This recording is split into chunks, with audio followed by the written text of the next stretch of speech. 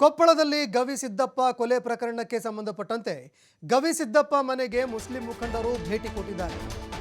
ಕುಟುಂಬಸ್ಥರಿಗೆ Muslim ಮುಖಂಡರು ಸಾಂತ್ವನ ಹೇಳಿದ್ದಾರೆ. ನಗರಸಭೆ ಅಧ್ಯಕ್ಷ ಅಮ್ಜದ್ ಪಟೇಲ್ ಅವರು ಇದಕ್ಕೆ ಸಂಬಂಧಪಟ್ಟಂತೆ ಪ್ರತಿಕ್ರಿಯೆ ಕೊಟ್ಟಿದ್ದಾರೆ.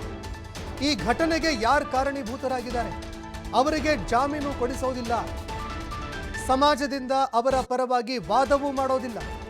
ಇನ್ನು ಘಟನೆಗೆ ಕಾರಣರಾದಂತಹ ಹುಡುಗಿಯನ್ನು ಕೂಡ ಅರೆಸ್ಟ್ ಮಾಡಬೇಕು. ಮೊದಲಿನಿಂದಲೂ ಕೊಪ್ಪಳ ಸೌಹಾರ್ದಯುತವಾಗಿ ಇದೆ, ನಾವು ಕೂಡ ಈ ಘಟನೆಯನ್ನ ಖಂಡಿಸ್ತೀವಿ ಅಂತ ಕೊಪ್ಪಳ ನಗರಸಭೆ ಅಧ್ಯಕ್ಷ ಅಮ್ಜದ್ ಪಟೇಲ್ ಹೇಳಿಕೆ ಕೊಟ್ಟಿದ್ದಾರೆ. ಯಾವಾಗಲೂ ಕೂಡ ಈ ಸಮಾಜದ ಜೊತೆಗೆ ಈ ಕುಟುಂಬದ ಜೊತೆಗೆ ನಮ್ಮ ಸಮಾಜ ಐತಿ.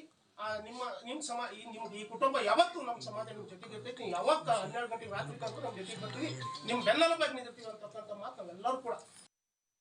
ಅದಕ್ಕ ಈಗ ನಮ್ಗೆ ಅದು ಅದರ ಗೊತ್ತಾತು.